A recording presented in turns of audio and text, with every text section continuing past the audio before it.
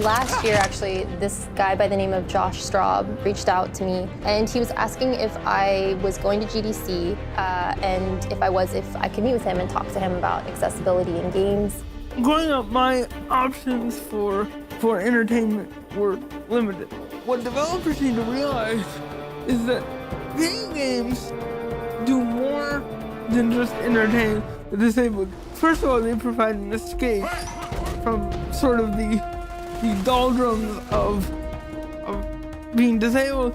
And second of all, they provide a social space where instead of being judged by physical appearance, we're purely judged by the actions that we do and the things that we produce in the game. I went to Bruce and Neil, our game director and creative director, and I explained to them what Josh had explained to me, which was like, he loved Uncharted, huge Uncharted fan, couldn't beat Uncharted 2 because there's a series of doors you have to button mash through at the end. I was faced with the reality that I had played this entire game, I had spent $60 on it, and I could not get any further without the help of an able-bodied person.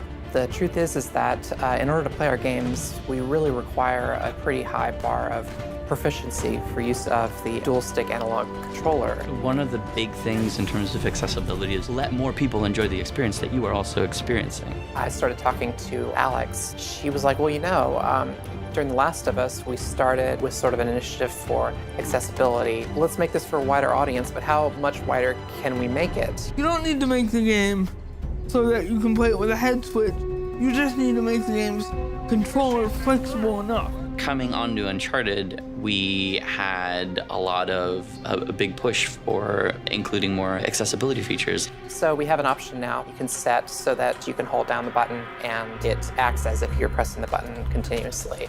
And that works for things like when you're lifting a door up, or we've even incorporated into our melee, so if you hold down the punch button, then it'll continue to punch.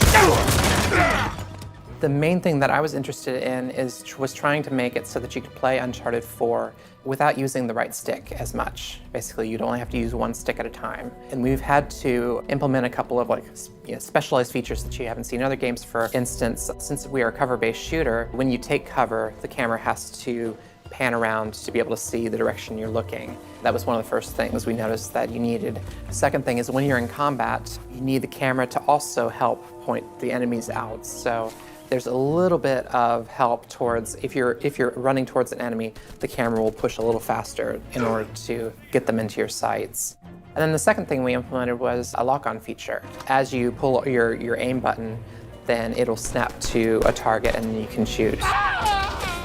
We pride ourselves on being an inclusive community for our gamers, so it's just a natural extension that accessibility would be a priority for us as a company and for Naughty Dog as a studio. When I first came on to the multiplayer team, I realized that we had always had our team set up as red team and green team. And it was really hard for me to be able to play the game because I am colorblind and I couldn't tell the difference between red and green sometimes. So I asked them, can I just change it to red and blue? And I went ahead and changed it in code and nobody ever questioned it. Now we have red team and blue team. I think video games for a lot of people are often about being able to do things that you wouldn't normally be able to do, experience great adventures. And so when you find that there are some people who can't enjoy those things, it's kind of crushing. The goal of our accessibility initiative is really just to try to make our game as widely accessible as possible so that really you can come to our game without having to worry about, am I going to have trouble interacting? When I turn on a game, like Uncharted, I'm not, confined to a wheelchair. I'm a swashbuckling, ne'er-do-well treasure hunter like Nathan Drake. That brief period of escape is why accessibility is so crucial, because the more games that offer that, the more people with disabilities will be able to escape and have better lives. After hearing that, I was like, okay, this is important, and I want to, make sure that everybody gets to experience this and have fun. PS4 for the players.